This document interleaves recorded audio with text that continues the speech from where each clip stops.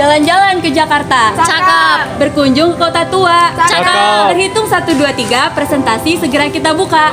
Assalamualaikum warahmatullahi wabarakatuh. Salam sejahtera untuk kita semua. Salam Om Swastiastu, Nama Budaya, salam kebajikan. Berdirinya kami di sini, kami akan menjelaskan materi mengenai kritik sastra dan esai. Pertama-tama perkenalkan, nama saya Ana Aulia. Nama saya Siti Rahma Kumala. Nama saya Siti Nurdianti. Nama saya Reno Susetio. Nama saya Ahmad Fauzan. Langsung saja ke pembahasan ya. Pengertian kritik sastra dan esai. Kritik dan esai merupakan dua jenis tulisan yang hampir sama. Kedua jenis tulisan tersebut sama-sama mengungkapkan pendapat atau argumen. Dalam membuat kritik dan esai, seseorang penulis harus melakukan analisis dan penilaian secara objektif terlebih dahulu agar dapat dipercaya. Meski secara umum keduanya memiliki kesamaan dan perbedaan. Ciri-ciri kritik sastra: memberikan tanggapan terhadap hasil karya, memberikan pertimbangan baik dan buruk, kelebihan dan kekurangan sebuah karya sastra. Pertimbangan bersifat objektif, memaparkan kesan pribadi kritikus terhadap sebuah karya sastra, memberikan alternatif, perbaikan atau penyempurnaan, tidak berprasangka, tidak terpengaruh siapa penulisnya. Ciri-ciri esai: terbentuk prosa singkat, dapat dibaca dengan santai dalam waktu 2 jam. Memiliki gaya pembeda, selalu tidak utuh, memenuhi keutuhan penulisan, mempunyai nada pribadi atau bersifat personal. Ada 3 hal penting dalam struktur kritik dan esai, yakni pernyataan pendapat, argumentasi, dan penegasan ulang atau reiterasi. Pembahasan secara detailnya antara lain: 1. Pernyataan pendapat dalam esai. Pendapat atau tesis menjanjikan pandangan penulis terhadap objek atau fenomena yang disoroti. Yang kedua, argumentasi. Argumentasi atau pendapat yang disajikan berupa alasan yang logis serta bersifat subjektif.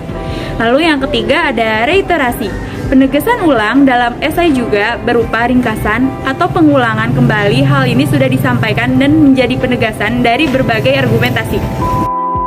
Kaidah kebahasaan kritik sastra. Yang pertama, kalimat kompleks. Kalimat yang memiliki lebih dari 2 struktur atau 2 verba. Yang kedua ada konjungsi, kata penghubung yang menghubungkan setiap kata dan struktur. Yang ketiga ada kata rujukan, sesuatu yang digunakan oleh penulis untuk memperkuat pernyataan dengan tegas, dikenal juga dengan sebutan referensi. Yang keempat ada pilihan kata. Pemilihan kata yang sesuai dengan penggunaan sekaligus pembuatan teks tanggapan kritis. Yang kedua ada kaidah esai. Yang pertama ada baku. Struktur yang digunakan sesuai dengan kaidah bahasa Indonesia baku, baik mengenai struktur kalimat maupun kata. Demikian juga pemilihan kata atau istilah dengan penulisan sesuai pedoman umum ejaan bahasa Indonesia. Yang kedua ada logis. Ide atau pesan yang disampaikan melalui bahasa Indonesia ragam ilmiah dapat diterima masuk akal. Yang ketiga ada ringkas. Ide dan gagasan diungkapkan dengan kalimat pendek sesuai dengan kebutuhan pemakaian kata seperlunya, tidak berlebihan, tetapi isinya bernaas. Yang keempat ada runtun. Ide diungkapkan secara teratur sesuai urutan dan tingkatnya, baik dalam kalimat maupun dalam paragraf. Yang kelima ada denotatif.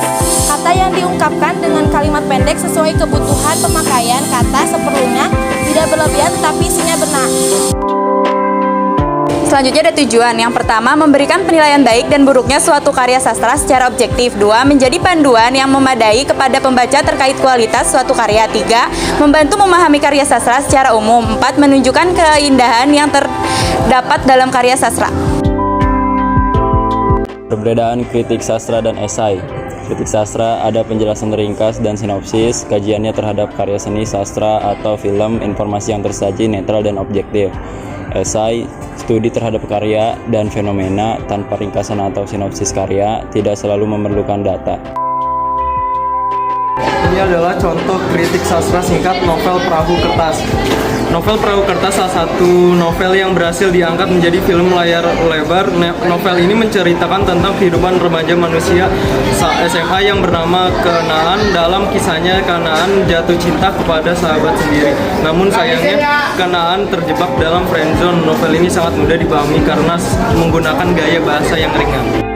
Jadi gimana nih presentasi dari kami? Apakah sudah memuaskan? Jika sudah, jangan lupa like, comment, share, and subscribe ya. Sekian dari kami, kurang lebihnya mohon maaf. Wassalamualaikum Assalamualaikum warahmatullahi wabarakatuh.